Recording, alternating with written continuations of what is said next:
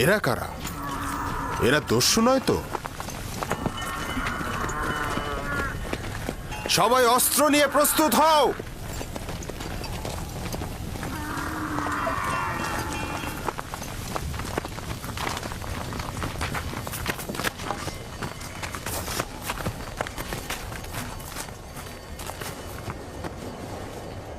আমাদের গোলামকে তুমি কোথায় নিয়ে যাচ্ছ?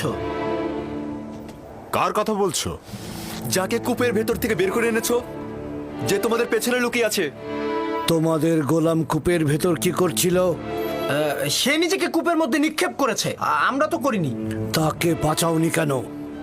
আমরা তো তাকে বাঁচানোর জন্যই দড়ি আনতে গিয়েছিলাম। যাই হোক না কেন, সে এখন আমাদের গোলাম। কোনো প্রকারে যদি সে নিজে না চায় তোমাদের সাথে যেতে? তার এইটা করার কোনো অধিকারই নেই। গোলাম তার মালিকের ইচ্ছার অনুগত। যদি সে স্বীকার করে তোমাদের গোলাম, তাহলে যদি স্বীকার না করে, তাহলে মনে হচ্ছে নিয়ে যাবে। কাফেলার শক্তির কাছে তোমাদের শক্তি নগণ্য। আমরা ওকে ফেরত দেব না। তোমরা নিজেরাই তাকে জিজ্ঞাসা করতে পারো। সে নিজে থেকেই বলবে সে আমাদের গোলাম।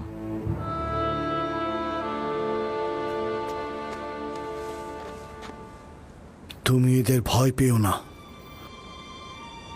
তোমার কোনো ক্ষতি করতে পারবে না এরা। শুধু বলো, তুমি কি এদের গোলাম? আমাকে মিথ্যা বলার শিক্ষা দেওয়া হয়নি।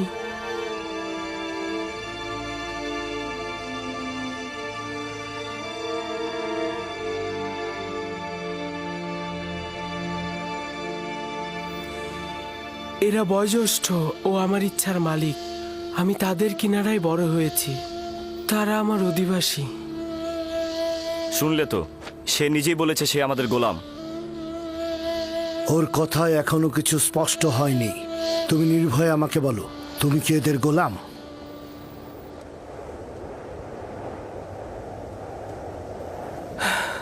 এরা বয়োজ্যেষ্ঠ ও আমার ইচ্ছার মালিক। আমি সুস্পষ্ট উত্তর এখনো পাইনি। আমি তোমাদের ইউসুফকে ফেরত নাও দিতে পারি। শক্তির প্রয়োজন হলেও তাকে নিয়ে যাব। ভুলেও এ কাজ করো না, শুধু শুধু প্রাণটা যাবে। তোমাদের কতলের সংখ্যা আমাদের থেকে কম হবে না। সত্যি করে বলো তো, এই পালিয়ে আসা গোলামের জন্য তোমরা কতটা কতল হবে আর কতটা কতল করবে? থামো সামুন।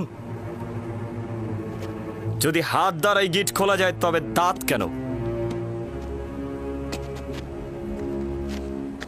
ইউসুফকে মারার স্বপ্ন দেখছো? তোমাদের এই চোরাচুরির পেছনে যে কারণটা আছে সেটা আমি ভালো করে বুঝতে পারছি। যদি চাও তবে এখানেই সবকিছু ফাঁস করে দেব, আর নইলে কাফেলার সঙ্গে ওকে যেতে দাও। আপাতত বিজয়ের পতাকা তোর হাতে, কিন্তু সব সময় তোর সাথে আমার একটা হিসাব হবে।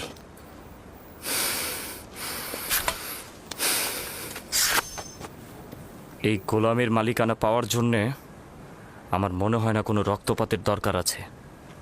ইউসুফের মালিক হব কি হব না সেটা পরের ব্যাপার। আপাতত এটা বাদ দিচ্ছি। তুমি কি তোমার মালিকদের সঙ্গে যেতে চাও?